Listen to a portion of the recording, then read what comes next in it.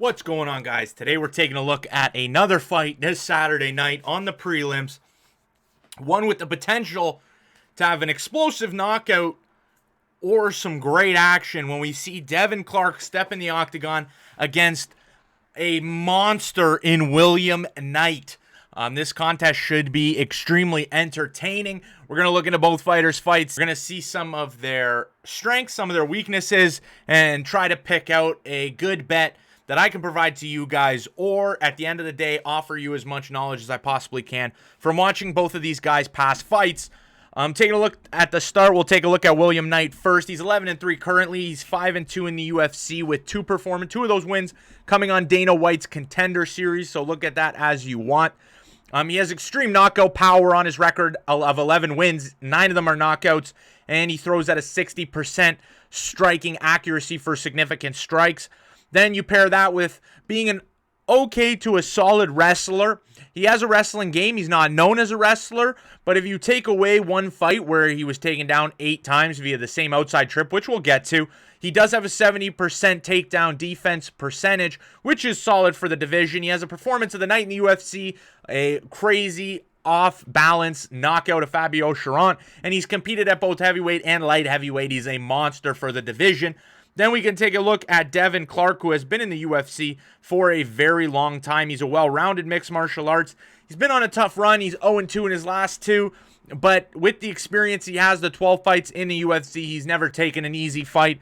He has almost twice the number of UFC fights as William Knight, and he debuted 8 years ago in 2016. He's the former RFA heavyweight champion when the RFA was the RFA, which was already a long time ago. And he does come into the fight with a 2-inch reach advantage and a 2-inch height advantage. So let's get straight into breaking down both of these guys' fights, and we'll start here with William Knight. William Knight is an absolute monster, and one of his best qualities when it comes to getting these flash knockouts is that he has so much power, even when off balance, that he can put the lights out on any man on the planet, heavyweight, light heavyweight, anybody. If he lands a clean shot, he can put your lights out, and that is a fact.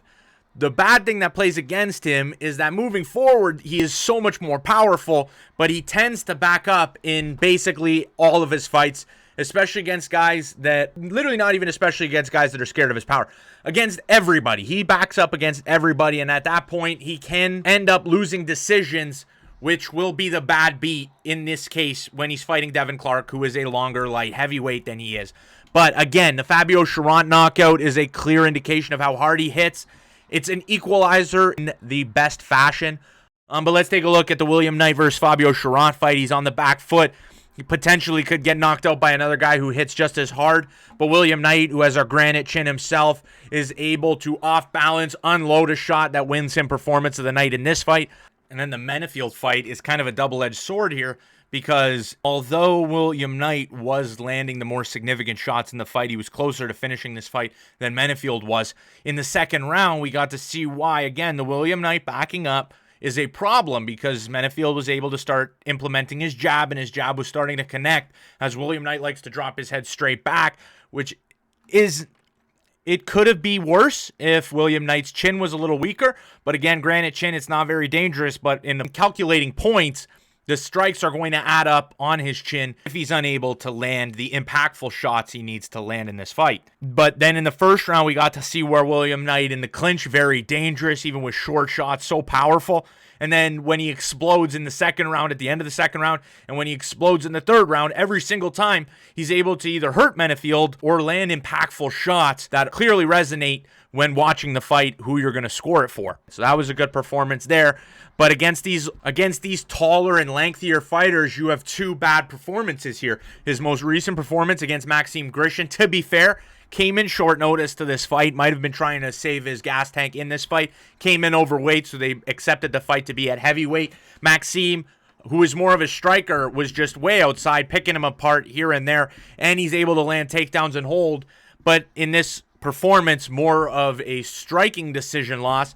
And then you have the Jung fight, where Jung literally landed the same outside trip 5 to 6 times inside the fight and landed 2 other takedowns. This is where William Knight's low takedown percentage comes from. And it's not even like this was very early on in Knight's career. This was basically a year ago, where that that risk is still there where Devin Clark could exploit that, and that is why he's coming in as the favorite. Although William Knight was taken down all these times, and just the amount of times he was taken down is going to hurt him when it comes to scoring. He lost this fight by a wide margin. He did get back to his feet a couple times. However, when he does get back to his feet, he uses a lot of explosion, and every time it drains his gas tank a little more and a little more. So if Devin Clark start putting these takedowns together, and although William Knight gets up, remember, it's still starting to take away from his gas tank. It's going to start taking away from his power, and it's going to be dangerous if you bet his side. So let's jump over to Devin Clark. In the Devin Clark area, I just want to point out that he is hittable. Ion Cutelaba does it at the end of the first round. Devin Clark likes to move forward. Meinfield did it in their fight. Devin Clark won that fight. He lost the cutelaba fight. It's when Clark gets hurt, dropped, and then taken down in the next round, which cutelaba does, that I think it's dangerous. But in this fight, I think it's a lot more likely that this fight's going to be like the Meinfield fight. I feel like Devin Clark's going to implement that same game plan. And like he did in the Alonzo fight, first thing he did was shoot a takedown. But mentioning from the Alonzo Meinfield fight, Meinfield did catch him once or twice in the early first round.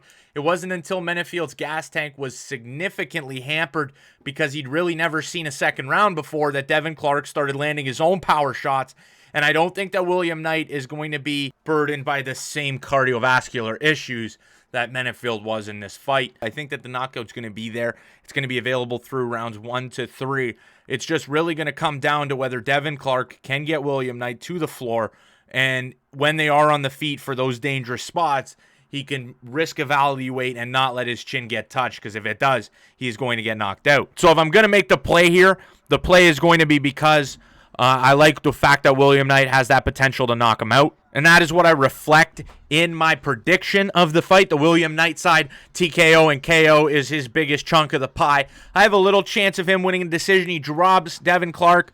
Potentially he could win that round and maybe win another round if they stay at distance and he just lands a couple more strikes here and there. Or if he drops him in 2 rounds, he'll win the fight via decision. And then on the Devin Clark side, I have that decision. The Devin Clark decision I see as the most likely outcome for this fight. He is a sizable favorite. Not massive, but sizable enough where we'll look at my prediction versus the implied win percentage. The implied win percentage for Devin Clark is 63% of the time. I think at about 55%. If these guys fought 10 times, I think 5.5 times Devin Clark's going to win this by decision, or 6 out of 10 times. And I think William Knight lands 4 out of 10 times with that TKO, KO finish where he just connects properly on Devin Clark, and that's going to put his lights out. But again, that is my viewing of the fight after taking a look at some of these guys' performances. Let me know what you guys think in that comment section below, whether you think Devin Clark is going to be able to work this fight to a decision, or if you think that William Knight is going to land that one hit. Have a good night, make your win check, and spend it.